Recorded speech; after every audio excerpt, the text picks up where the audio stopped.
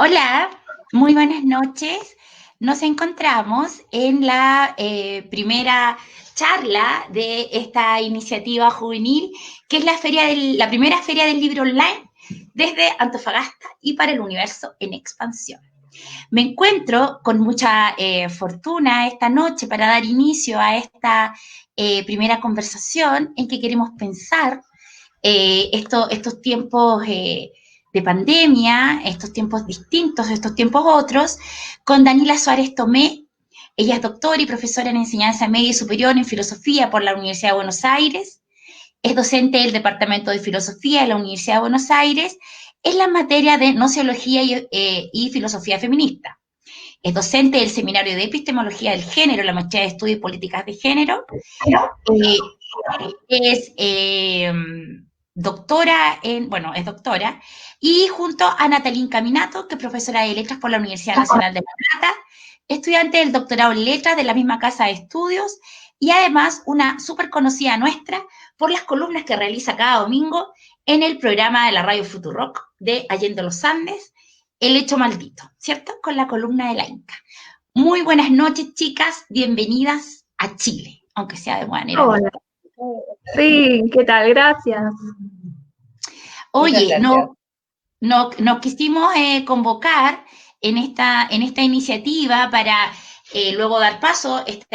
Van a ser jornadas de fines de semana, donde vamos a tener muchos autores, vamos a tener editoriales, vamos a tener una página web, con la idea de fomentar la habilidad, el fomento lector, la habilidad de las competencias lectoras, pero nos ha interesado previo a aquello, a encontrarnos con autores que ya están comprometidos, como la Alia Trabuco, editoriales como la editorial Cuarto Propio con la gran Marisol Vera, la Eugenia Prado, Carlos Tromben, Pedro Engel, Alberto Mayol. Antes de todo aquello, queremos darle una mirada desde algo que en nuestro país, que no es el caso de las chicas que han pasado en Argentinas, ¿cierto? Que están viendo una situación, que han vivido una situación distinta a la nuestra en materia de educación. ¿Para qué? ¿Por qué es necesario que en tiempos como este de crisis sanitaria profunda, en una crisis mundial, que es cierto, ya se anuncia una gran crisis económica, por qué es necesario mirarlo desde perspectivas como la filosofía y la literatura? Entonces, como ellas dos son las estrellas de un podcast muy popular y muy premiado de Spotify llamado Peripatéticas, ellos partieron el año pasado, en marzo, con el primero que decía, ¿qué se despierta cuando cae la noche? ¿Es esta una noche? ¿Para qué nos sirve la filosofía en tiempos como estos? Chicas. ¿Querés que Daniel, qué empiece yo? pregunta. Bueno, sí. Bueno, antes que nada, muchas gracias nuevamente por invitarnos a hablar de filosofía y de literatura en esta nochecita. Acá es un poco más tarde que allá, pero es justo a la hora de un sábado para poder estar charlando sobre estas cuestiones. Espero que todos quienes nos están mirando estén bien, igual que sus seres queridos en este momento tan complejo. Y bueno, gracias por escucharnos. Antes que nada quería decir eso. Y después en la relación filosofía-cuarentena viene siendo un poco extraña. Por lo menos desde mi punto de vista, y creo que eso es algo que plasmé en uno de los episodios de Peripatéticas, que es en el de la sabiduría justamente. La filosofía tiene una virtud dentro de su desarrollo, dentro de la actividad que la caracteriza, que es la de la demora, como diría Nietzsche, ¿no? La estrategia de la demora, que apunta básicamente a la distancia reflexiva que necesitamos tener en relación con lo que sucede, con el mundo, con los hechos, para poder justamente despegarnos de lo inmediato, de las lecturas de sentido común, de nuestra primera reacción afectiva hacia lo que sucede, y poder pensarlo desde otras perspectivas. Con lo cual, el estallido de una pandemia, que es una cuestión urgente en donde lo material apremia, ¿sí? En donde se empiezan a desnudar un montón de cuestiones estructurales que siempre estuvieron ahí, pero que se hacen y se vuelven más crudas, como la pobreza, la mala distribución del trabajo adentro de la casa, ¿no? Una cierta, o sea, la precariedad habitacional en la que viven muchas personas en Latinoamérica. Se supo siempre mundialmente desde que estalló la pandemia que en América Latina, que es el continente más desigual del planeta, nos iba a golpear de una manera bastante particular y desastrosa la pandemia debido a los sistemas de salud, que son más precarios que en otros lugares con mayor recursos. Entonces, la verdad es que la relación de la filosofía en un instante fue bastante deficiente. ¿Por qué? Porque las primeras palabras filosóficas que leímos fueron en general de filósofos varones europeos que se aventuraron con mucha prisa, como Zizek, como Agamben, como Byung-Chul Han, ¿sí? A empezar a leer la situación como si ya hubieran tenido ese distanciamiento que la filosofía les enseñó que deberían tener.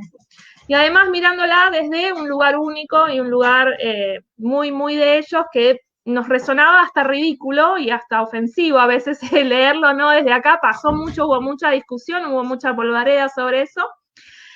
Y creo que lo más interesante cuando en el momento del estallido de la pandemia, que la filosofía tendría que haber hecho era detenerse y mirar, observar, registrar qué era lo que estaba pasando para poder pensarlo mejor, no hacer futurología, no traer postas como después de esto se viene la revolución socialista, después de esto no, sino realmente poder empezar a pensar cuando, o sea, la carne está ahí a la vista, ¿no? Bueno, decir, bueno, ¿cómo me vuelco sobre eso para poder pensarlo? Eso es un desafío con el que, digamos, nadie que esté vivo en este momento se había enfrentado antes. Entonces, mi idea de la filosofía en esta pandemia es realmente tomárselo con mucha calma. Nuestra palabra quizás en este momento no es la que más vale y eso es algo que hay que tener mucha humildad epistémica para poder entenderlo. Hay una humildad epistémica que creo yo que, por ejemplo, gente como Zizek y como Agamben y como Byung-Chul Han no tuvieron.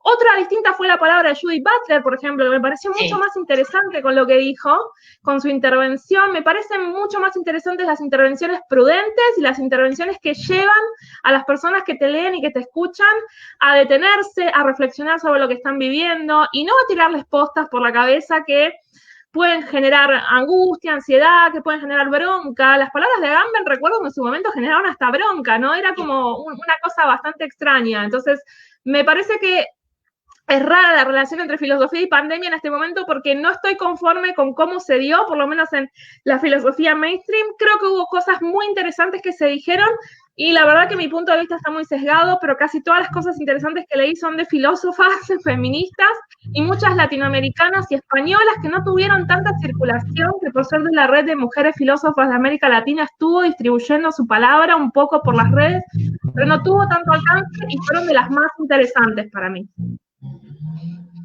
Como quienes, Danila, de las mujeres, porque ponte tú, a mí me pasó que a partir de que, bueno, es reconocido que yo soy súper fan de la Inca y sus columnas dominicales, ahí puse atención en lo que dijo la Butler, ¿cierto? Que yo de una mirada bastante más prudente, y también la Paul Preciado, que me parece que también dijo un par de cosas que eran como bien interesantes.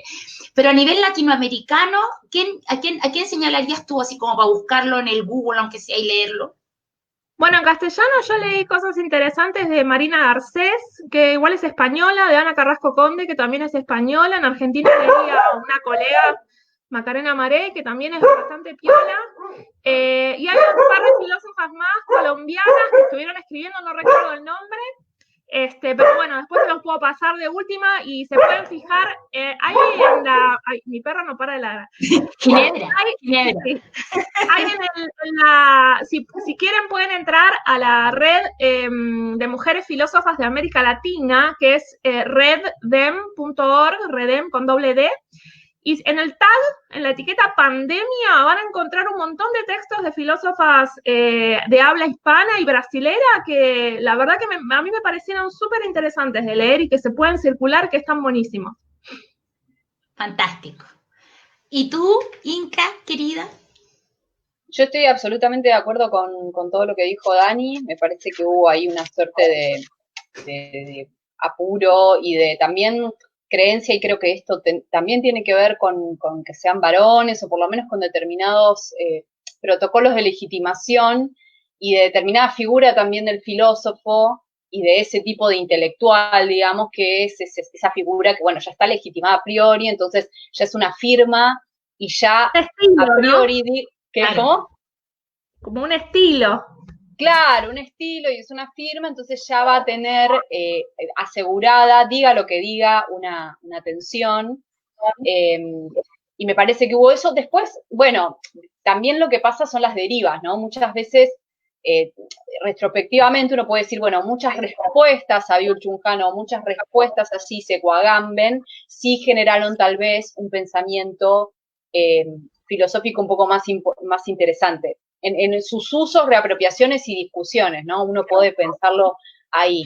Yo lo último que leí que me interesó es una serie de ensayos que giran en torno a la cuestión de la pandemia, pensado en Argentina, pero creo que pueden algunas cosas ser pensadas en otros países latinoamericanos, salvando algunas distancias, realizada por militantes que participaron de un concurso de ensayos y yo estaba como jurado, entonces ahí tuve la oportunidad de leerlo, y muchos giran en torno a esto, al rol del Estado, a la militancia, al feminismo, a la democracia, ¿no? Repensar lo que es la democracia, porque eso sí me pareció interesante como algo en lo que sí por ahí los filósofos pueden intervenir en un sentido más tal vez oblicuo, ¿no? Digamos que cuando se discute la democracia, bueno, la filosofía ha dicho mucho sobre eso, por supuesto, no solamente como una suerte de la configuración de la democracia, sino pensamientos como los de Derrida, qué sé yo, digamos, bueno, a ver, democracia, ¿qué es la democracia? O Badiou también. Entonces me parece que en esas discusiones ahí sí puede venir la filosofía o determinado pensamiento filosófico sobre ciertas cosas, pero es más oblicuo, ¿no? Es como, bueno, no es el coronavirus qué va a generar y qué día de mañana un tipo de sociedad nueva va a venir, sino, bueno, a ver, ¿en qué sentidos la pandemia y la gestión de la pandemia, la gestión de los cuerpos y las desigualdades que están siempre, pero que se ponen en primer plano, tienen que ver con la democracia, tienen que ver con ciertas cuestiones que tal vez sí han sido asediadas de manera más profunda por los filósofos, ¿no? Filósofas. Entonces, acuerdo con lo que dice Dani, sí vi después tal vez ciertas derivas y ciertas reapropiaciones, que es lo que a mí siempre me interesa, la verdad. Además de las filósofas y filósofos y filósofes que tal vez plantearon cosas más interesantes y que lo piensan en la academia, también me interesa mucho ese momento de reapropiación en la que un militante agarra, militante de cualquier agrupación, digo, en términos generales, en general son de izquierda o nacional y popular en nuestro país, pero bueno, son de una zona, ¿no? Cuando esos sujetos piensan y rearticulan un concepto y dicen, bueno, a ver, ¿qué puedo hacer con esto? ¿Qué puedo hacer con algunos conceptos de la biopolítica? En cuanto nos sirven o no, digamos, el Estado, ¿cómo lo pienso? ¿Cómo lo pienso en Argentina después de 4 años de un gobierno con algunas notas neoliberales, más allá de que es una discusión la categoría, pero bueno, digamos, puedo sencillamente decir, como podría decir un marxista europeo, que el Estado no me va a servir para nada, ¿no? Y son discusiones en las que, pero me parece que ahí hay... Uno de los que salió hablando fue Badiou, ¿o no? Donde él Sí. ponía en discusión el tema del Estado, o sea, él veía como peligroso, parece, según mi lectura, él veía como peligroso como este Estado muy presente, por lo que significaba el rol del Estado como un limitante de la libertad. Me parece que Badiou también fue un poco prudente y me parece que Badiou lo que hizo en su texto fue decir, bueno, calmémonos, estas cosas pasaron siempre las pandemias generaron esta importancia del Estado entendido como un agente que hace salvataje de empresas, en fin, digamos, ¿no?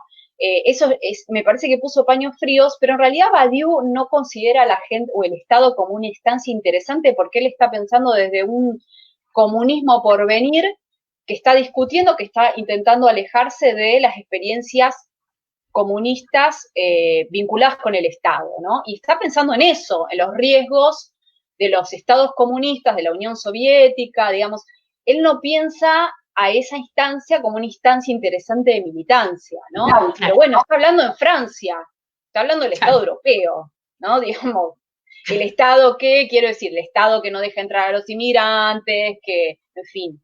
que gestiona lo dado y que no hay, al parecer, mucha, ¿no? A mí me resulta, y esto es una discusión, pero me resulta un poco difícil a veces pensarlo en sociedades latinoamericanas en las que hay populistas, que se los encierra, que se los persigue, que hay experiencias de mínimo avance que enseguida son sofocadas por la derecha. Digamos, ahí también yo veo que hay una diferencia sociohistórica, geográfica, que merece ser pensada por lo menos. No digo que uno va a decir, no, bueno, no soy badiuano, no, para nada, pero no es lo mismo el Estado francés que el Estado argentino, que el Estado chileno, ni hablar, ¿no? Digamos, esas cosas para pensar. Así que sí, de acuerdo con Danilo, básicamente. Eso fue una nota al pie lo que dijo Dani. La Inca.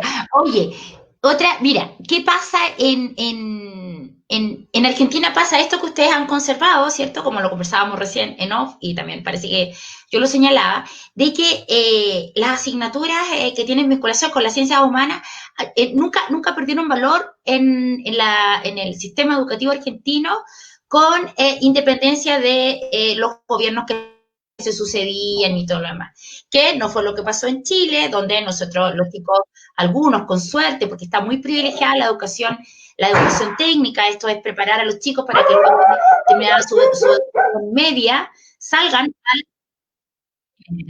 Ginebra quiere opinar.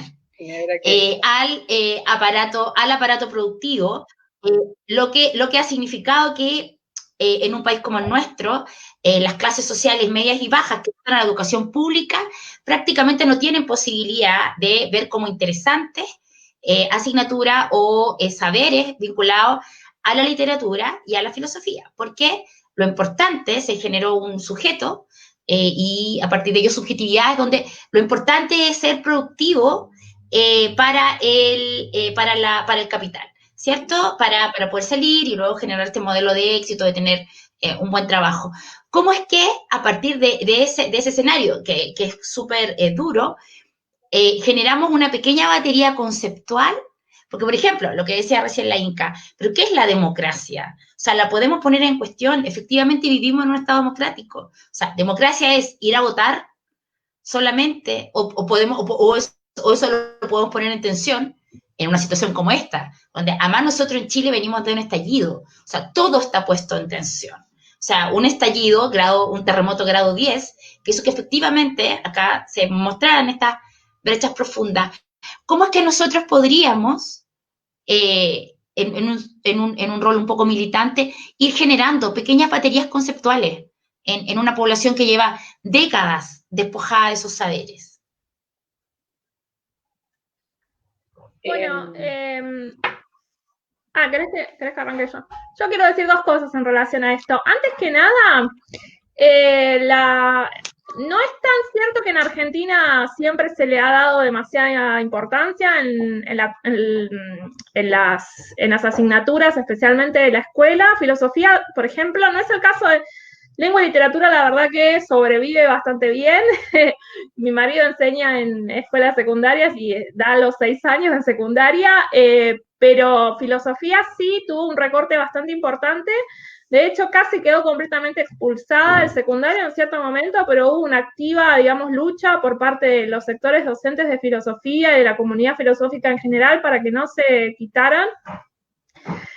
Así que bueno, eso tiene que ver, hay que ver el momento, pero se intentó varias veces que fuera decreciendo hasta quizás anularse. Que eso es bastante terrible, no solo para quienes trabajan de docentes de filosofía, sino para los estudiantes también, ¿no? Y lo segundo en relación a la cuestión de cómo generar las propias baterías conceptuales, si se quiere.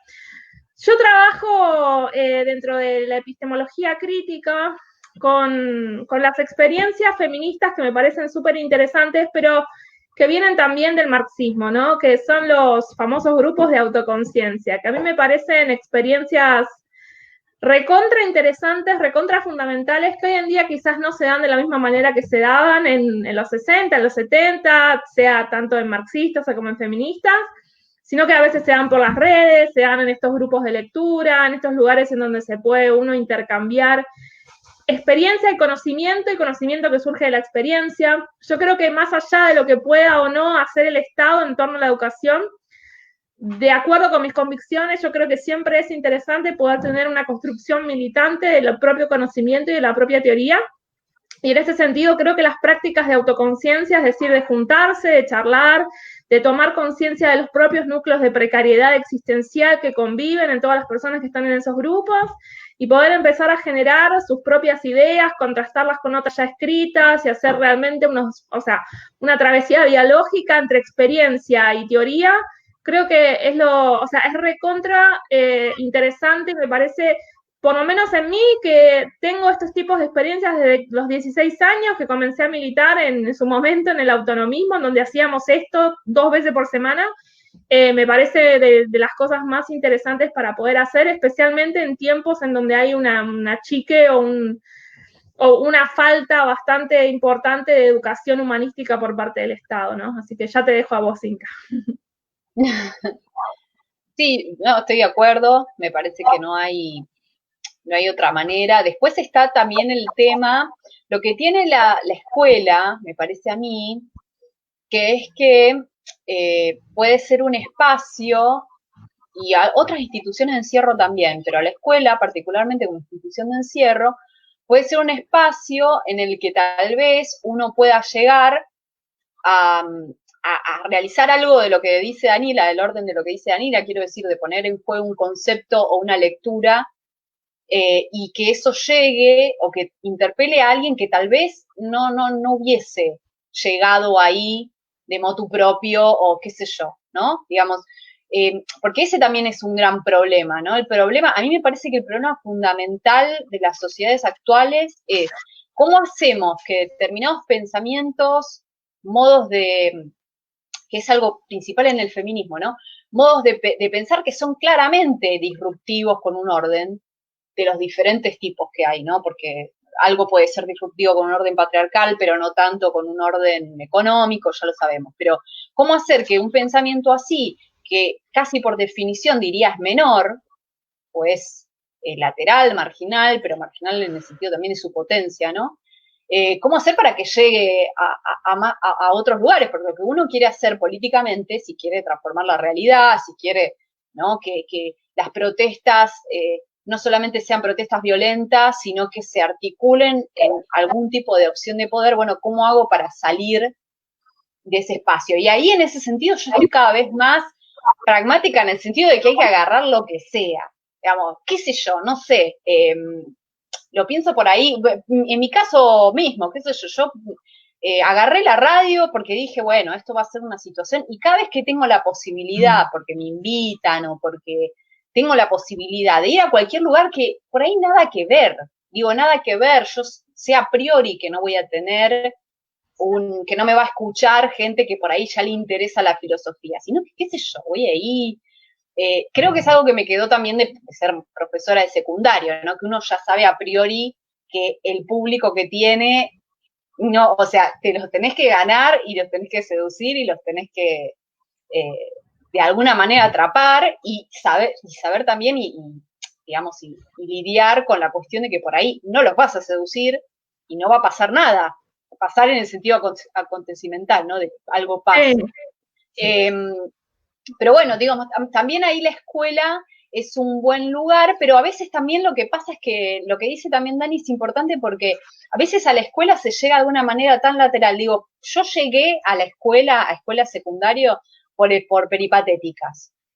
Y a mí mis alumnos no me daban ni bola, y tal vez ahora están escuchando, le dan un poco más de bola a podcast, porque es un podcast, entonces lo pones, lo escuchás, no es lo mismo que ponerte a leer algo.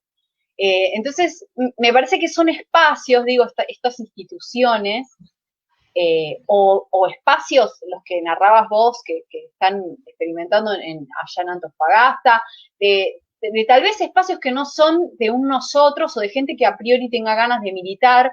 Cuando digo un nosotros político, ¿no?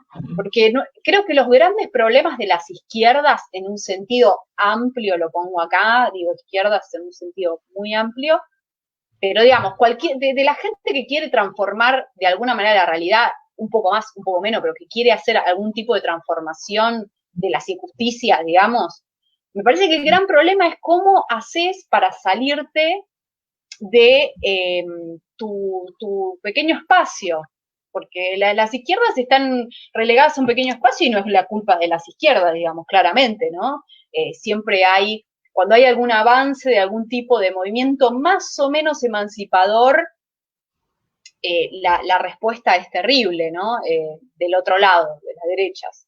Entonces, ahí a mí me parece que son espacios que uno no tiene que renunciar y no tenerle miedo al cualquierismo. Quiero decir, qué sé yo, no sé, te invitaron a Danila, le digo. No, igual no le va a pasar, pero bueno, a Danila le invitan a TN, anda a TN, qué sé yo. O sea, hay que, para mí ya tenemos que estar en un lugar en el que agarremos todo y en donde podamos meter algún tipo de ruido con respecto a las representaciones más comunes. Qué sé yo, uno ve la televisión argentina y las representaciones que hay sobre la gente que vive en los barrios, en fin, sobre obviamente el machismo. Es una cosa, o sea, lo vimos en la pandemia, cuando sucedió este brote de Villa Azul, que es un barrio, la musicalización, las imágenes, ¿no? Era como de repente, ahora sí, estalla todo, porque en una villa hay casos de coronavirus y todas las representaciones y todo lo que no se dice, pero se connota, ¿no? La música, el asistencialismo, todas estas cosas que reitero, son complejas, porque, qué sé yo, digo, un Estado presente claramente tiene que hacer algo ahí, ¿no? Pero me refiero a eso, a las representaciones que hay, a determinadas construcciones naturalizadas y que muchas veces puede existir una filosofía que no discute esas cosas, porque lo sabemos muy bien, digamos, hay versiones de la filosofía y versiones de la literatura que lejos de intentar discutir nada, están absolutamente incorporadas a una maquinaria, se ha convertido también en mercancía, porque la literatura y la filosofía tranquilamente puede ser solo una mercancía, puede ser solo un libro que alguien vende, que un especialista o que alguien que piensa y que no deja de ser brillante y no deja de ser cosas que uno consume y que le encantan. Pero bueno, digamos, hacer esa articulación entre pensamiento crítico y política es muy difícil y hay que ser muy estratégico. Yo estoy en un estado muy así, muy que hay que agarrar todo, por ahí ya me voy al otro plano, porque el problema es que cuando uno empieza a ceder para negociar, siempre está el riesgo de que te conviertas en lo otro, ¿no? En la hegemonía ya cerradita y olvidarse de que en realidad no se trata de eso. Pero bueno, no sé, me estoy por la cara. Hay algo que decía Natalie sobre las representaciones, y justamente hablando de la Villa Azul, que está al lado acá de mi casa, justamente, o sea, esto por ahí no es muy fácil de explicar para gente que vive en hipotéticas, digamos, tiene esta idea de ser un podcast de filosofía y literatura del conurbano, ¿no? Porque justamente, y esto tiene que ver con las representaciones que dice la Inca, en la tele, en todo lo que es simbólico. En el cine de ustedes. En el cine de ustedes. El conurbano es visto en el cine un lugar de miedo, ¿no? La representación del pobre argentino está bastante estereotipado. Por ejemplo, en una película como Relatos Salvajes, por ejemplo.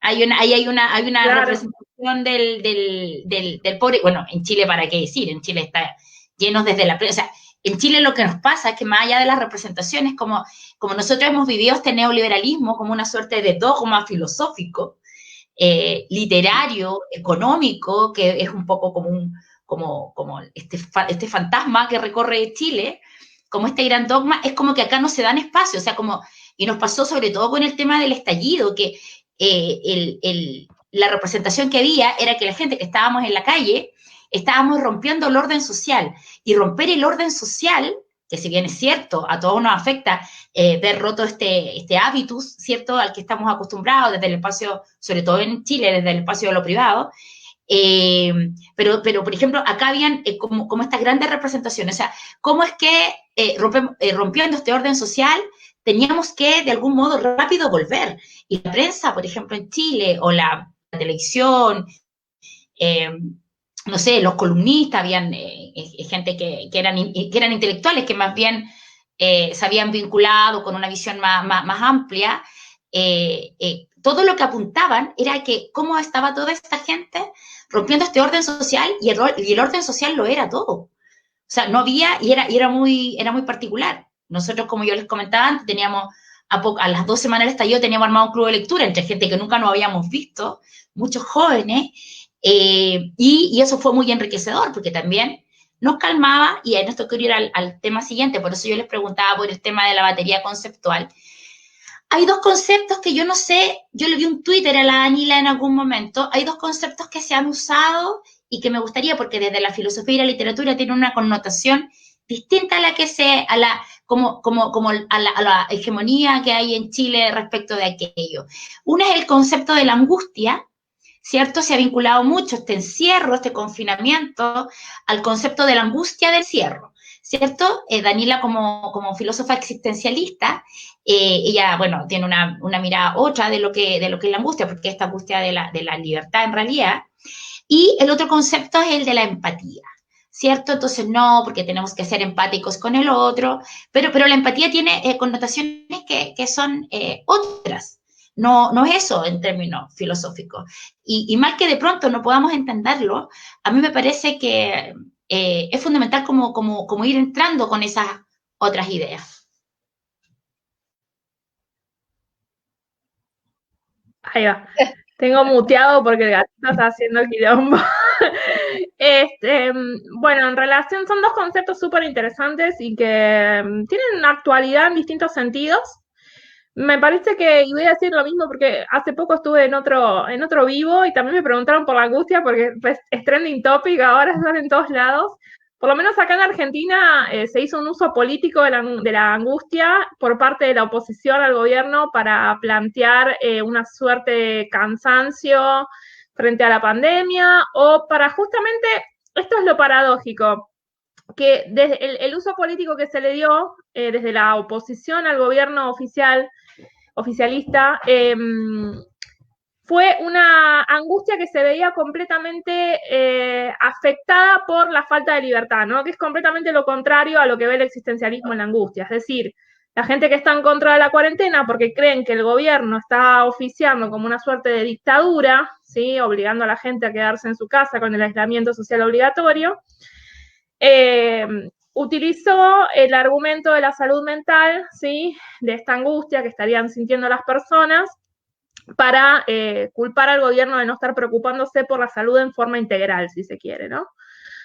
Es un uso político de gente a la que jamás le interesó en su vida la salud mental de la población, o sea, digamos, no me quiero adentrar en eso, porque de hecho lo habló la Inca justamente en el Hecho Maldito, en la última columna también, pero una de las primeras cosas que yo sentí cuando hablaban de todo eso fue que qué distinto es ver la angustia de ese modo a como la vemos desde el existencialismo, porque justamente desde el existencialismo, y esto es discutible, ¿no? Pero para Sartre incluso ha trabajado la cuestión del encierro, pero él decía, bueno, no importa si estás encerrado o no es la cuestión del límite físico que vos tengas, sino que la angustia en realidad lo que nos revela es que somos seres libres, que estamos creando constantemente sentido. Pero lo que a mí me parece más interesante en torno a la angustia para reflexionar en tiempos de pandemia no es tanto eso, porque la cuestión de la libertad tiene muchos sentidos, hay demasiados sentidos de libertad dando vuelta en este momento en el discurso público. En general, todos se remiten básicamente a libertad de movimiento en el espacio,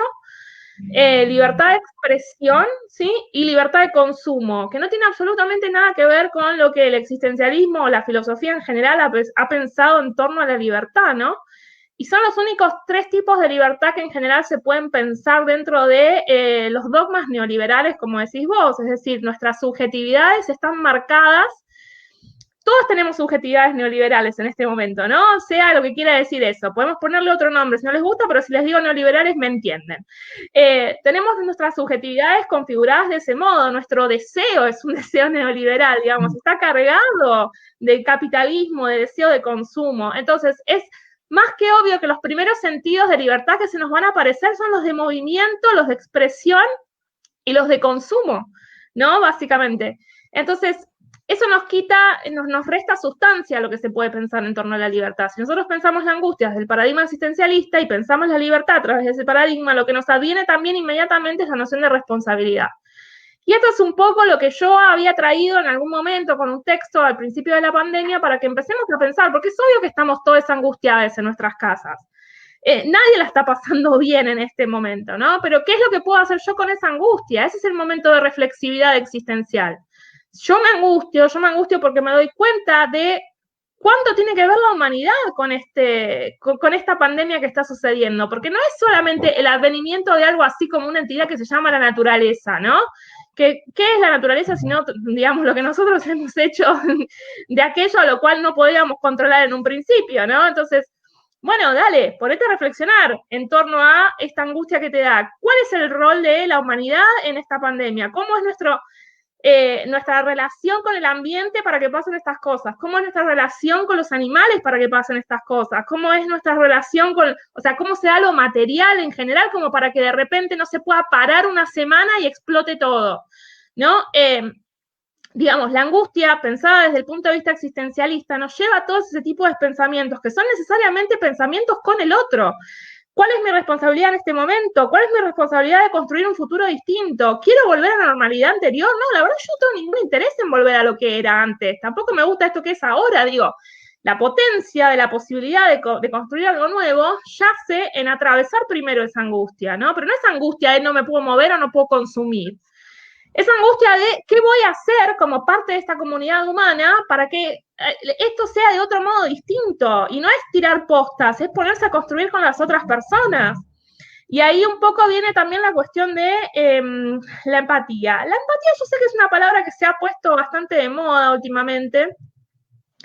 El tema es que yo tengo un sesgo bastante profesional en el sentido de que, como me dijo la fenomenología, entre otras cosas, la fenomenología tiene la empatía es un término técnico, ¿no? Que tiene que ver con la experimentación del otro y que ha tenido bastantes críticas en sí. Pero igualmente, si nosotros entendemos empatía como tratar a ver, en un sentido más coloquial, si se quiere, yo creo que una de las acepciones o de los sentidos más interesantes de la empatía que podemos rescatar en este momento es la idea de ponerse en el lugar del otro, pero en un sentido de que me duela lo que le duele al otro. Esa es una de las cosas más fundamentales para poder llevar adelante luchas por injusticias conjuntas, pero que no padecemos necesariamente. Yo no padezco el racismo, sin embargo me duele el padecimiento del racismo del otro, y eso me duele, ¿por qué? Porque empatizo con eso, porque puedo entenderlo, porque puedo ver la injusticia y el sufrimiento de la otra persona aunque yo no lo padezca.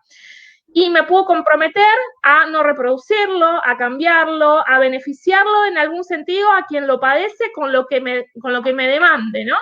Y ese sentido de empatía está bueno, ¿no? Se dice, sí, por lo menos empatía se dice de muchas maneras. Quizás ese me parece uno de los sentidos más interesantes de rescatar en este momento. Sí, yo acuerdo con Dani con respecto a la empatía, me parece que claramente si uno se quiere pensarlo desde el psicoanálisis o lo quiere pensar incluso desde la misma filosofía, en términos de la posibilidad de ponerse en el lugar del otro, claramente que uno puede encontrar un montón de problemas en ese concepto porque el otro es inabordable, el otro tiene una alteridad impenetrable y, digamos, incluso, qué sé yo, digamos, uno podría decir, bueno, el problema, un psicoanalista o una vulgata psicoanalista te podría decir, ojo con la empatía con el psicópata, ¿no? Porque la empatía con el psicópata te va a traer problemas y, bueno, son críticas que son todas atendibles, ¿no? Pero volviendo a lo último que dijo Dani, el uso de la empatía en un sentido de conectar de alguna manera, y ahí siempre hay un misterio, ¿no? ¿Qué pasa ahí? Era lo que decía antes. ¿Qué pasa ahí cuando alguien se disloca de su identidad constituida para poder mirar al lado y comprometerse con algún tipo de causa o de sufrimiento o de injusticia o de lucha que por ahí no tiene que ver con vos? ¿Qué sucede ahí? Bueno, politización, arte, yo no sé qué pasa, digamos, qué es lo que genera ese hueco, pero se puede pensar en ese sentido, ¿no? La empatía como un hueco, como un ser horadado que en un momento vos, digamos, no es solamente una cosa de, ay, te entiendo porque soy buena persona, sino que como un mecanismo de deslocamiento que me permite a mí salirme un segundo de mis propios deseos constituidos y construir unos nuevos, ¿no? Porque también pasa eso. Si uno piensa la empatía como la enunció Dani al final, y además, a partir de ese acontecimiento empático, inicia una trayectoria con respecto a eso, lo sostiene, quiero decir, por ejemplo, un hombre que de repente conoce la lucha feminista y dice, bueno, esto me interpela de alguna manera. Claramente yo soy parte del problema, porque yo soy el problema, entonces no voy a ir a hacerme el más feminista, pero me interpela, bueno, ¿cómo soy fiel a eso que me pasó y que tiene que ver? Porque si no hubiese eso que le pusieron empatía o lo nominan o se parece que se está nominando como empatía, y si quieren busquen otra palabra, no sé cuál, no me importa, pero digamos, sin eso, sin esa bisagra o esa capacidad de conectar, bueno, no tenés política, no tenés comunidad, porque ¿qué tenés? Tenés una serie de elementos disgregados, de identidades y particularismos disgregados, que cada uno lucha por su propia sobrevivencia en la jungla de cemento, y ya está. Digamos, no tenés posibilidad de conjunción. Y todas las luchas van separadas, que es un poco también lo que pasa, por ejemplo, con las versiones más liberales del feminismo, ¿no? Sí. Digamos, es como que, bueno, no tiene esa preocupación fundamental por decir, bueno, ¿cómo conecto esto con otras emancipaciones? Sino que, bueno, simplemente pongámonos contentas porque hay CEOs mujeres y porque hay publicidades que tienen una perspectiva de género, de grandes multinacionales que por ahí después están explotando a miles de trabajadoras en un país subdesarrollado, pero mirá, le pusieron, qué emocionante, y que por ahí uno le emociona. A ver, no estoy tampoco negando, es todo muy complejo. Yo no niego los avances. Son temas re jodidos, justo. Son re jodidos, porque no es que uno dice, ay, me da igual que la hegemonía, que la cultura de masas sea feminista o no. No me da igual. Y tampoco le estoy negando toda potencialidad emancipadora, incluso en sectores en los que por ahí no van a acceder a ese consumo. Es todo muy difícil de pensarlo, ¿no? Porque una de las grandes, y con esto termino, pero uno de los grandes críticos del feminismo, ahora ya no, por suerte, pero hace unos años, era el sujeto varón de izquierdas que decía, bueno, el feminismo es simplemente una invención o una lucha vinculada con el status quo capitalista, y lo único que importa acá es la expropiación de los medios de producción, y ya está, no me vengan ni con el género, ni con las licencias sexuales, porque esas son todas veleidades burguesas, pequeño burguesas, incluso todo el coqueteo con que son cosas decadentes, ¿no? Que también tienen que ver con lo que sucedía con las minorías sexuales en el socialismo realmente existente, bueno, en fin, cosas que ya sabemos. Y era también una lucha con esos sujetos, que eran por ahí, viste, compañeros, camaradas, las marencoche, pero que con esto, bueno, estos privilegios no sé si los vamos a discutir, ¿no? Y eso hubo que pelearlo, y hay que pelearlo todavía, ¿no? Oye, a propósito del tema del feminismo, que es uno de los temas que mueve a las chicas que pensaron esta feria, como estaba maravillosamente hoy día con ustedes, bueno, que es el tema de los grupos de interés. Nosotros estamos transmitiendo desde Antofagasta, que es una zona que en los últimos 7 años se llenó de migrantes. No era una zona bien de tránsito. Yo les comentaba que era una zona minera, pero de pronto hubo un crecimiento exponencial de migrancia, sobre todo colombiana. Y bueno, surgen entonces, ¿cierto? Se forman campamentos, es una ciudad con un PIB altísimo, pero con una gran cantidad de campamentos, en su mayoría de migrantes. Nosotros tenemos en el club de lectura un chico, Pietro, de 18 años, que él un día lanzó la pregunta en el chat del club de lectura y dijo, ¿cómo es que yo puedo ser feminista? Sujeto, varón, 18 años, estudiante universitario, blanco, y es algo que, por ejemplo, yo que siempre ando leyendo las cosas fundamentalmente que escriben ustedes, y otras, no sé, la Diana Mafía, o que, no sé, acá en Chile, la Yamel Estil, la Eugenia Prado, la misma Marisol Vera, que han sido las grandes feministas de la historia. No tuve respuesta en los tiempos actuales, y cómo se ha ido discutiendo y desarrollando el feminismo en Chile. ¿Se puede ser feminista para un chico de sus características? Sí, claro. Tiene mucho que ver, esa respuesta tiene mucho que ver con lo que entiendas o cuál sea tu posición feminista. El feminismo no se puede, lamentablemente no tiene una definición única, es potable que no tenga una definición única, pero es un problema lamentable cuando hay que comunicarse con gente que no es feminista o que no le interesa el feminismo, porque el feminismo es un campo práctico y teórico muy complejo.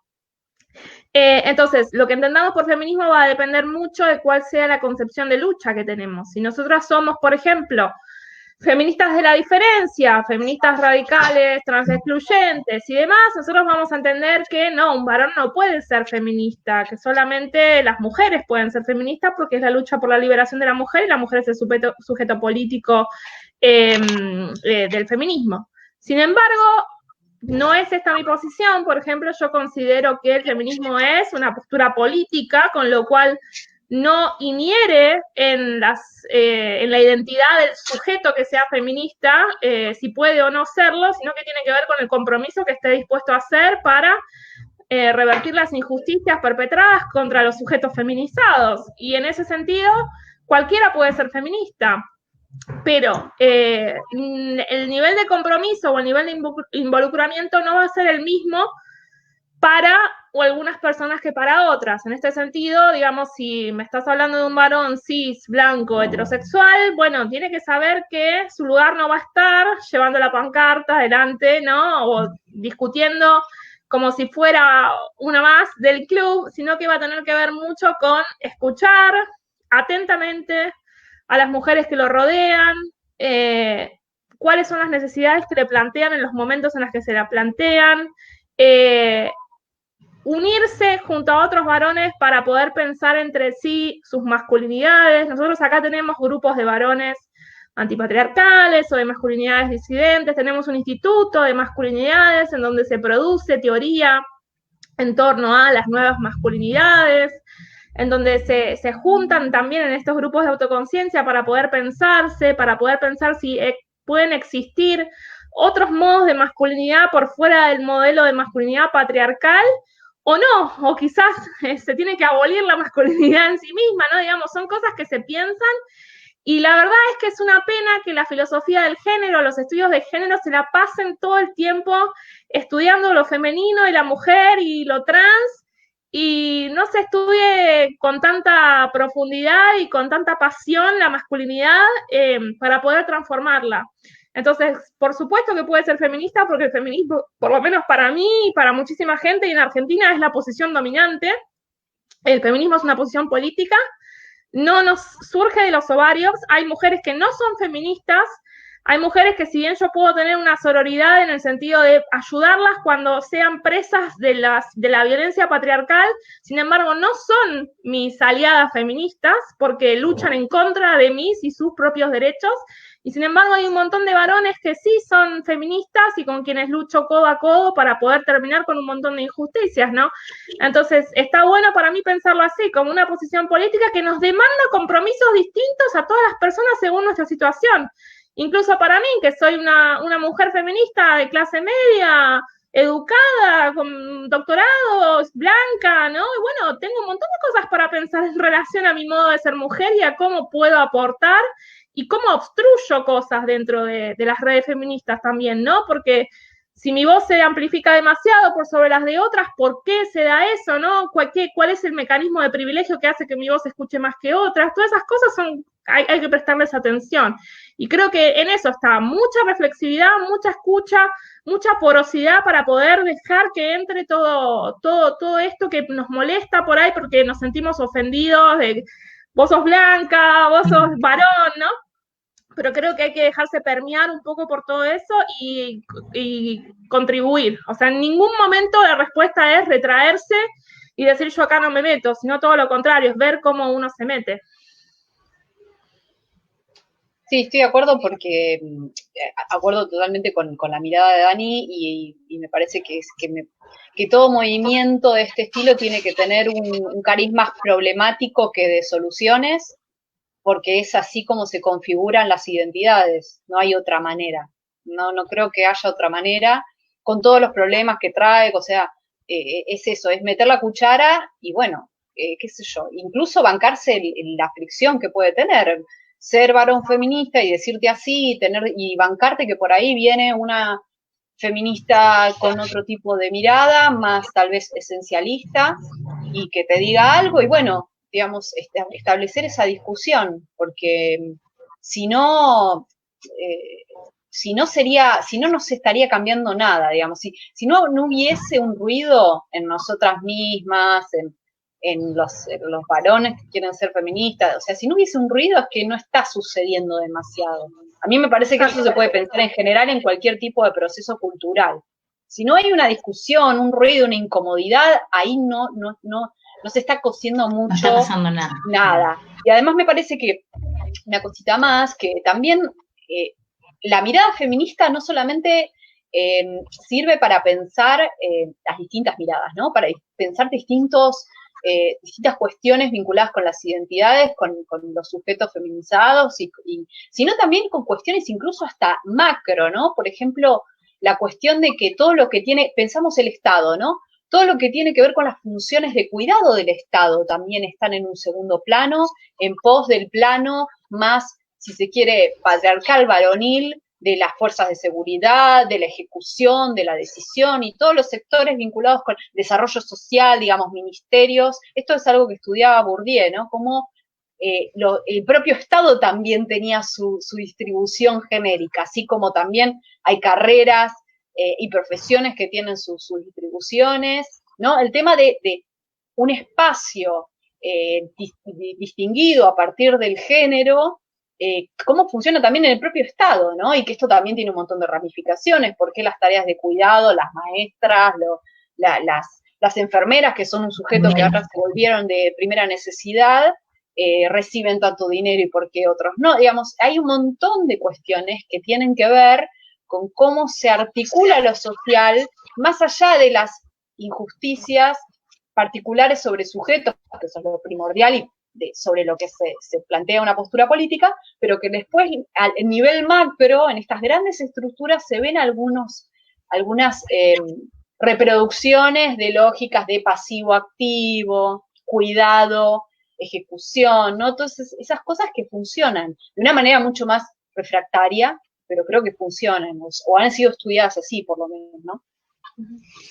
Oye, chicas, Argentina ya tiene su texto, El futuro después del COVID, ¿cierto? Donde está la Beatriz Sarlo, el Horacio Quiroga, figura a la que conocimos gracias a escuchando las columnas de la Inca, que, bueno, por supuesto, en Chile no se ha dado ese ejercicio. Nosotros como Club de Lectura hicimos un concursito que era así como Antofagasta después del COVID en 140 palabras, que resultó una cosa muy, o sea, en 140 caracteres, que era como un tweet, resultó una cosa muy cálida, porque la gente, digamos, además ganó una enfermera, que lo único que se imaginaba era que se podía volver a abrazar con sus compañeros en el hospital, o sea, como la subjetividad de cada uno era súper brutal.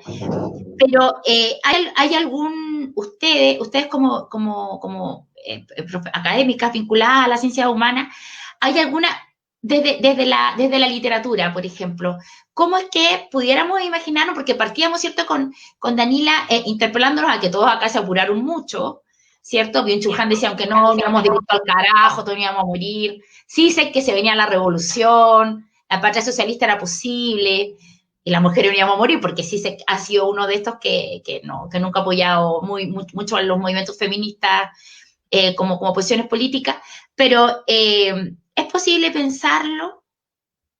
¿Hay alguna perspectiva desde la lectura literaria, desde esta lectura como acontecimiento que alguna vez hablaba la Inca? ¿Cómo es posible de pensar, ahora que la gente además está encerrada? Bueno, no sé, voy a apelar hasta el audiolibro. Para mí, arranco yo por lo de la literatura, pero para mí siempre es oblicuo. Yo, por ejemplo, a mí lo que me sirvió al principio es empezar a leer literatura o pensar en literatura y encierro. Y, por ejemplo, qué sé yo, llegué a Puig, que tiene una novela que se llama El beso de la mujer araña, que se da en un espacio carcelario. Sí, en la cárcel. Llegué al existencialismo a Camus, porque, bueno, el extranjero. Claro, me parece que siempre es oblicuo si uno lo quiere pensar en términos de, pero yo no creo que la literatura pueda servir, yo creo que la filosofía sí, porque ahí lo veo más claro, pero yo no sé si la literatura puede servir para pensar esta situación. Lo que yo creo que la literatura hace o puede hacer son dos cosas. Primero es cuidar el estado de ánimo, digamos, ¿no? Entender que determinadas angustias, por ejemplo, porque del tipo de las que hablábamos antes, la gente que se angustia porque no puede comprar, porque no puede moverse, o porque no puede ver a sus seres queridos, lo cual es un poco más, están configuradas en la literatura, han sido trabajadas en la literatura, aparecen y leerlo y tener una emoción estética a partir de determinados sentimientos, a veces te lo puede intensificar y transmutarlo. Vos estás bajo, a ver, la típica, no nos vayamos a la literatura, estás mal y escuchaste un tema triste porque te dejó tu pareja, bueno, ahí hay algo de la transmutación, o sea, yo no creo que la cosa sea igual, ¿no? La poética de Aristóteles, ahí. Claro, o sea, hay algo que ponele catarsis, no sé, podríamos decir tranquilamente catarsis, que es la poética de Aristóteles, es purgar las pasiones, o puede ser otra cosa, no sé qué mecanismo pasa, pero creo que por un lado la literatura aparece así, ¿no? Y si transmuta el estado de ánimo, también pueden transmutar muchas cosas, ¿no? Hay que reivindicar también la importancia del estado de ánimo, también en términos políticos, ¿no? Porque es importante, no es menor. Me parece a mí que la verdadera angustia y la verdadera depresión es el corte absoluto con la posibilidad siquiera de llorar con una obra artística. Me parece que cuando uno realmente está angustiado y llegó a un límite, no puede crear, y incluyo acá la lectura como un acto creativo. Entonces eso me parece que está por ahí, y a mí lo que me sirvió es leer El extranjero de Camus, volver sobre, leer a Kafka, que es como el gran escritor de estar encerrado adentro, del encierro, del mundo como encierro, de la persecución, de la asfixia, en fin, como tema y también como modo de trabajarlo formalmente a la lengua. Y después tal vez también la literatura puede servir para pensar de otro modo, para entrar a otros mundos, si estamos supuestamente en un momento en el que se transformó la vida y se generó un gran efecto de extrañamiento por algo ajeno, si se quiere, a las voluntades, bueno, en la literatura también hay mucho de pensar mundos posibles, de pensar otros modos de ver, pero no como modelo. Yo no creo mucho en la cuestión del modelo, ¿no?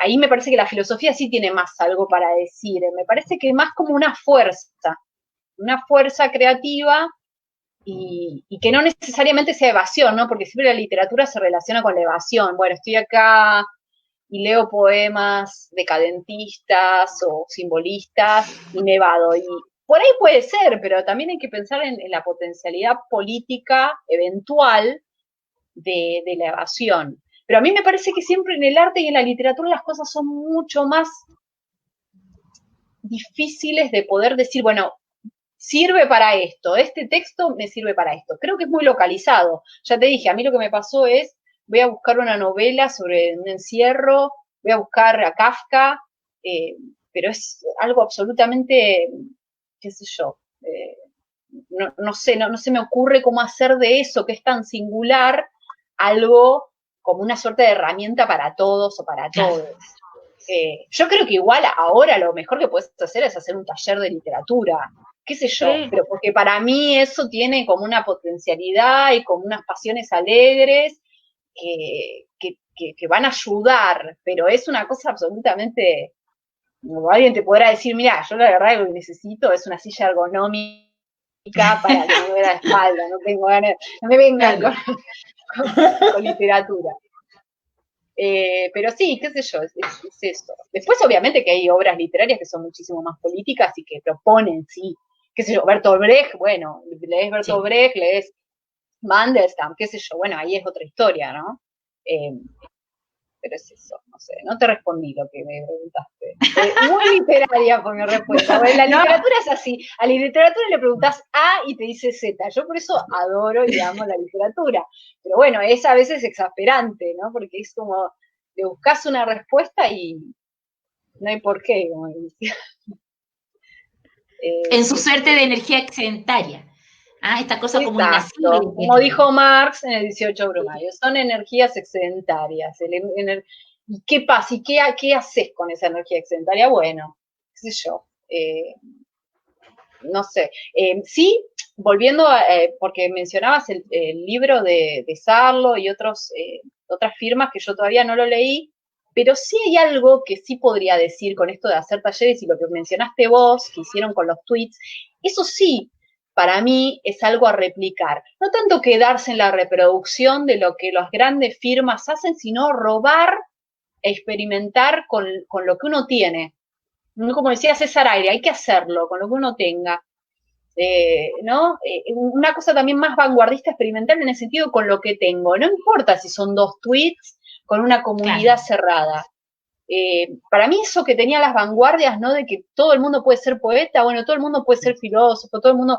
Para mí eso es muy potente. No tengo que esperar a hacer una gran firma, a publicar. No, bueno, leamos lo que dijeron esas personas y lo tenemos a mano y hacer nosotros. Porque, ¿cómo nos sirve este concepto? Pero está pensado en Argentina, tal vez habría que repensar, porque acá estamos, ¿cómo esto lo vamos a dislocar desde adentro? Eso, a mí me parece que eso es lo más potente que se puede hacer para pensar y actuar en una situación de pandemia. Una creatividad a partir de lo... Me gusta lo que decís, porque también esa cuestión de robar o copiar, y yo creo que el tema de, o por lo menos, cómo me gusta a mí leer a la gente que admiro, y no la admiro quizás por el contenido de todo lo que dice. Yo no sé, si me leen en Twitter sabrán que tengo un problema muy serio con esto de idolatrar pensadores, pensadoras, teóricos, teóricas.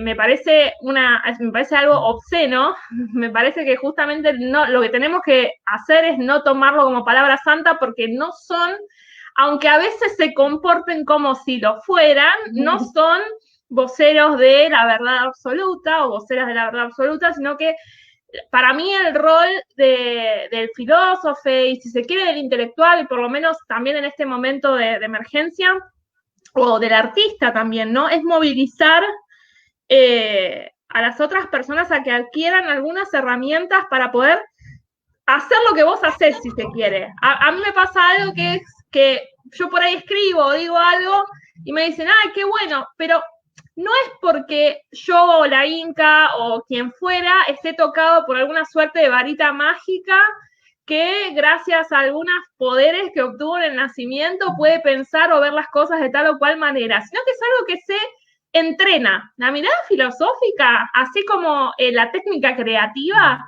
es algo que está bien, puedes tener algo particular que te hace que vos seas vos, obviamente, algo de lo singular, porque si no tuviéramos algo singular, las personas sería un bajón, no todos tenemos algo singular. Pero por lo menos en filosofía hay un modo de pensar filosófico que se puede adquirir. Y a mí lo que me interesa transmitir, sea en el podcast, sea cuando escribo, sea cuando tuiteo, cuando sea, es ese modo de pensar las cosas. Y en este momento de la pandemia yo escribí un par de reflexiones que tenían que ver con, bueno, empezamos a mirar lo obvio desde otro punto de vista. Adquiramos esas técnicas, replicalas, autorreflexionate, ¿no? Reflexionar sobre todo lo que está alrededor tuyo, entrenar ese músculo reflexivo filosófico que lo tenemos todos adentro, porque es parte de nuestro ser, digamos. Heidegger decía, ¿no?, que el Dasein es el humano que se hace, el ente que se hace la pregunta por el ser.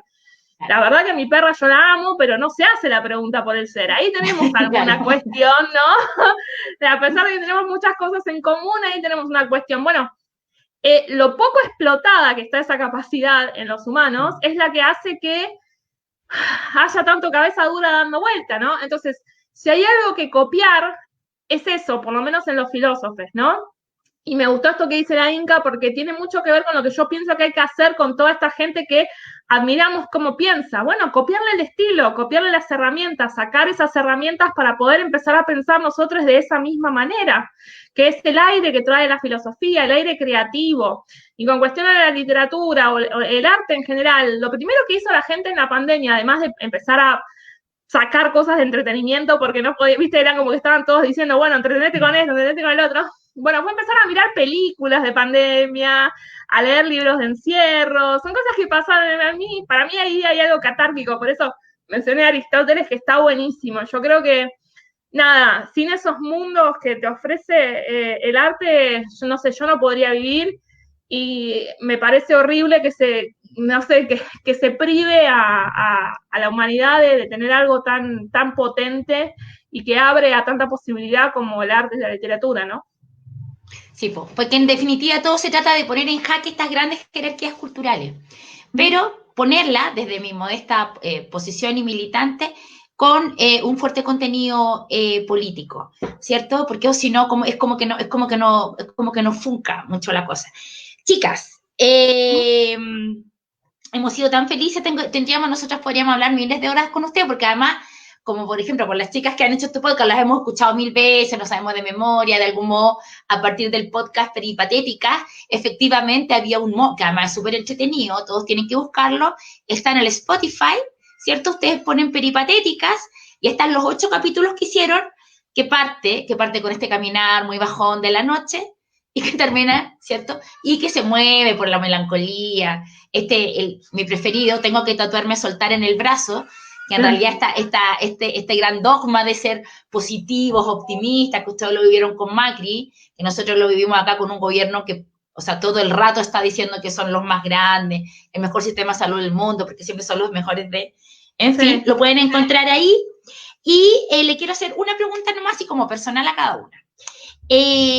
Danila, yo siempre te escucho hablar, bueno, además el otro día participaste, hablaste del segundo sexo de la Simone de Beauvoir en un, no me acuerdo cómo se llama, está en un Facebook Live también, que son unas capsulitas que hicieron, que está súper interesante, y tú señalabas que era insoslayable no haber leído a Sartre antes de leer El segundo sexo, El ser y la nada, que es una cuestión un poco igual, un poco elegible, un poco mucho, pero, y bueno, y tú estudiaste en la Universidad de Friburgo, ¿no? También.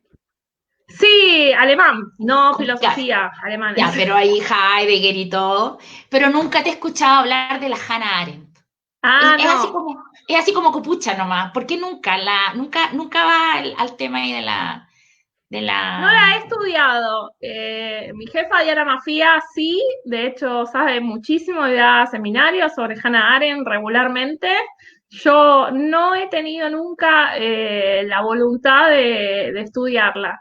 Me la debo, quizás en algún momento. He estudiado muchísimo Heidegger, profusamente he estudiado Heidegger, pero nunca Hannah Arendt. Sí, Hannah Arendt no es una filósofa feminista, pero No. es una filósofa más que interesante, que ha pensado, digamos, temas tan fundamentales como el totalitarismo, el mal y demás de maneras más que elocuentes. Sin embargo, la verdad que es una deficiencia en nuestras formaciones filosóficas no ver ni siquiera a las más famosas de las filósofas.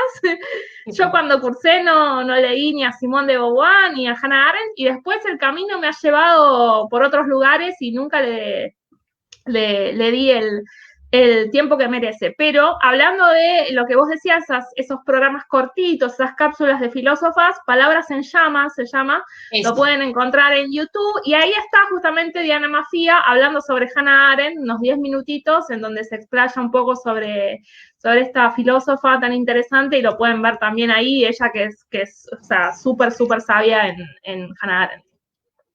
Tú publicaste un libro con la Diana Mafía.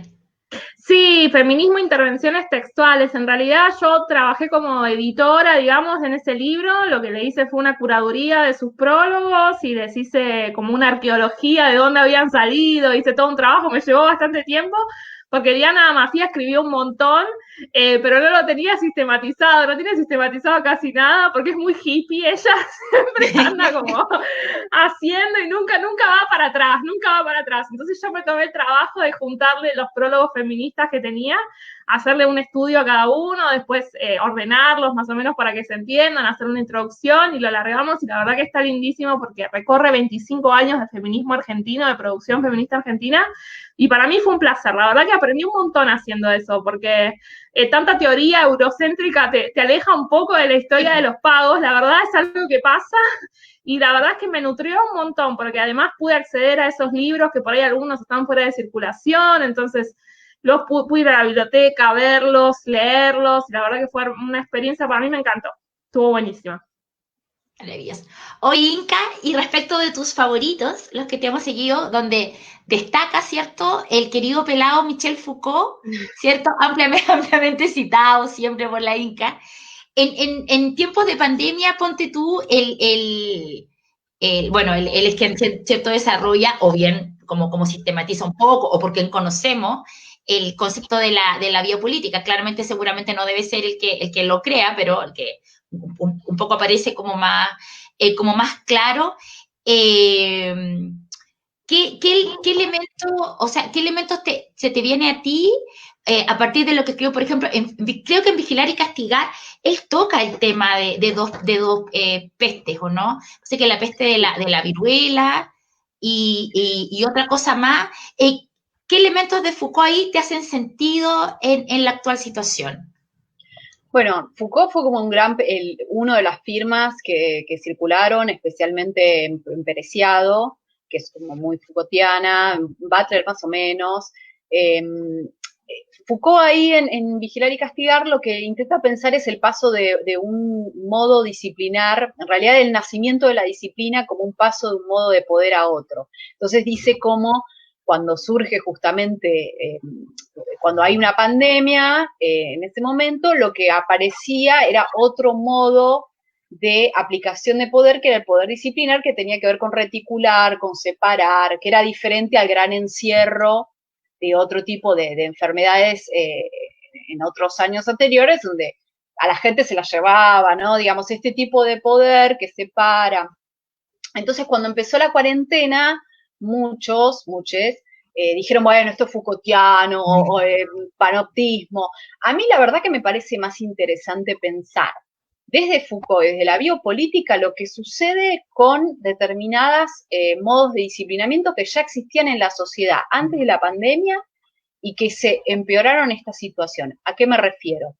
A las fuerzas de seguridad, a las instituciones de encierro como la cárcel, a instituciones de encierro como los manicomios. O sea, lo que la pandemia en Argentina particularmente demostró es que hubo situaciones absolutamente inhumanas en esos lugares y que lo que revelaron es que ahí ya hay una biopolítica que tiene que ver básicamente con los gobiernos cuando administran, pero no solamente los gobiernos, sino en realidad todo el aparato disciplinar lo que hace es, bueno, algunas personas se las deja morir y a otras personas se les aplica determinados dispositivos. Una tanatopolítica también, al decir de Espósito. Claro, ¿no? Después es no sé si es de Foucault, pero es Espósito.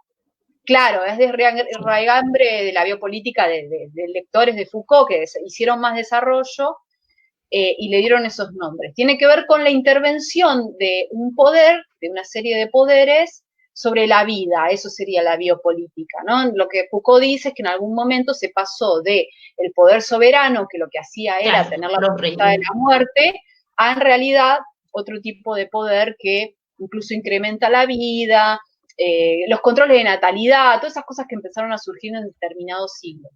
Entonces, a mí lo que me sirve como herramienta para pensar determinadas cuestiones tiene más que ver con eso, ¿no? Con, bueno, ¿qué pasa con los márgenes de las sociedades? ¿Qué pasa con, bueno, Floyd, lo estamos viendo en Estados Unidos, el caso de George Floyd, ¿no? Digamos ahí, vieron que, no sé cómo lo vivieron en Chile, pero en Argentina salieron muchos famosos muy tontos a decir basta de racismo y pusieron fotos como ellos con una persona negra, y no se trata de eso. No se trata de que en Estados Unidos a Floyd lo mate la policía simplemente porque es negro y todas las voces, o sea, es en realidad una serie de capas geológicas vinculadas con el problema racial, pero también con la biopolítica, con las fuerzas de seguridad, con las instituciones de encierro, con la clase, digamos, ¿no? Entonces, a mí me sirve pensarlo más así, no de salir llorando y decir que estamos en un panóptico porque el gobierno me dice que me quede en casa. Porque tampoco es lo que quiso decir Foucault. El problema es cuando aparece en esa gestión del espacio por parte del Estado, de los distintos, porque el Estado no es un gobierno, el Estado es, ¿no? La estructura. Y de las mismas personas que sostienen y que solicitan eso, ¿qué pasa cuando empiezan a haber desapariciones, gatillo fácil, situaciones de la cárcel absolutamente abandonadas, donde el coronavirus está desatado y nadie está haciendo ningún control.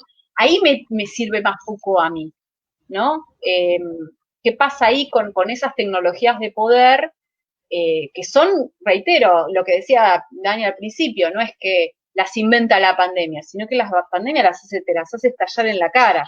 Claro. Ya, chicas, podría hablar con ustedes la vida entera, estoy segura que la gente también, nunca nos enteramos porque esta es una plataforma donde estamos así como en la casa conversando, que es lo maravilloso. Quiero contarles a la gente que hoy día hemos conversado con las protagonistas del podcast filosófico-literario argentinas, peripatéticas, que pueden encontrar en el Spotify, dos destacadas académicas, que han querido estar con esta iniciativa, que es una feria de libro online, donde queremos pensar lo que sea, pero queremos tener herramientas, como decían ustedes, para poder ir discutiendo y todo lo demás. Esta es una iniciativa, esta feria del libro, que nace al alero de un club de lectura rebelde de 3 chicas que son jóvenes, feministas, ateas, que son la Francisca Navarro, la Karen Tapia y la Constanza Ulloa. Estamos con el apoyo también de la Radio Universidad de Chile, una de las pocas radios públicas que queda en este país, y al alero, ¿cierto?, de nuestro club de lectura. Las queremos con el almita, ustedes no tienen ni idea de todo lo que significan para la gente que no, al otro lado de la cordillera. Hemos podido encontrar este acceso que es fácil, que muchas veces uno haciendo la comida las escucha una y otra vez y en definitiva va encontrando herramientas. Esperamos volver a contar con ustedes, a lo mejor en un tiempo más, para no gastarlas. Chicas, bueno, un abrazo grande y la próxima semana vamos a estar acá con la Nona Fernández, que es una escritora chilena, y lanzando una paginita de editoriales donde vamos a poner todas las editoriales pequeñas para que puedan linkear y obtener, ¿cierto?, apoyar a las editoriales y además tener lectura literaria. Gracias, chicas, las queremos. Gracias. Y mil gracias, un gusto enorme.